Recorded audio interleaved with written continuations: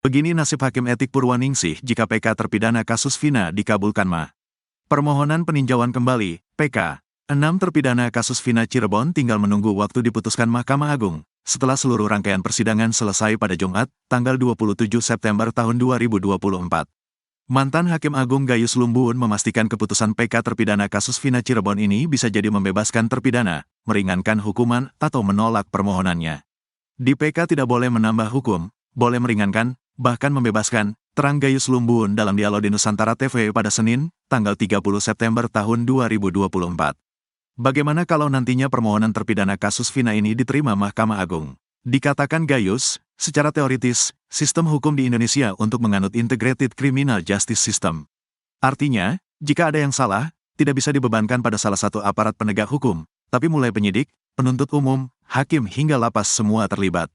Dan putusan PK ini harus diterima oleh semuanya. Lalu bagaimana dengan nasib hakim yang menangani sebelumnya? Seperti diketahui, di sidang PK salah satu saksi fakta mengungkap adanya dugaan intimidasi yang dilakukan oleh 2 hakim, yakni Etik Purwaningsih.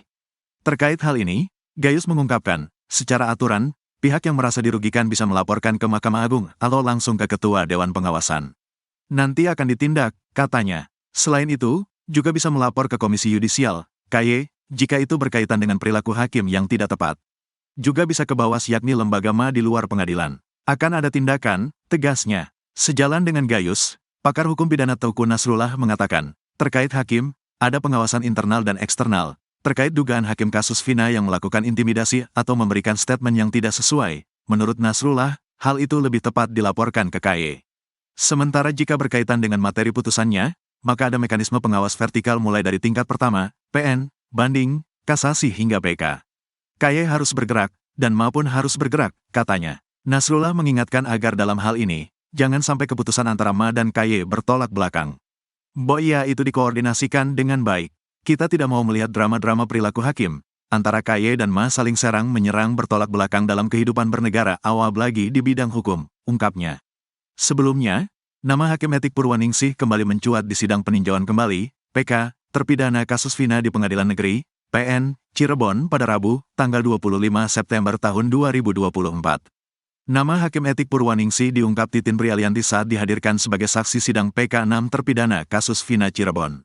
Titin Prialianti mengungkap peran Hakim Etik Purwaningsih yang menjadi Ketua Majelis Sidang Terdakwa Saka Tatal pada 2016 silam. Saat itu Titin menjadi kuasa hukum Saka Tatal merasakan perlakuan yang tidak semestinya dari Etik. Pertama, Hakim Etik diakui Titin turut memicu reaksi publik kepada Saka Tatal dan dirinya setelah diwawancara wartawan. Dalam wawancara itu, Hakim Etik menguatkan isu geng motor yang memiliki kekejaman luar biasa dan sadis, di balik tewasnya Vina dan Eki. Itu yang disampaikan Hakim Ketua, Ibu Etik ketika ditanya wartawan, geng motor, kekejamannya sangat sadis. Saya masih pegang clipping korannya, ungkap Titin di sidang PK terpidana kasus Vina yang dipimpin Hakim Ari Ferdian. Akibat ucapan itu, diakui Titin, setiap kali Saka Tatal dibawa ke ruang sidang, menuju lorong, dia mendapat perlakuan yang luar biasa. Saya sempat diludahi karena dianggap membela pembunuh. Bahkan anggota Pak Jafarudin yang langsung memimpin, dengan suara keras mengatakan, nanti anaknya pengacara juga akan mengalami nasib serupa Vina, ungkap Titin sambil menangis.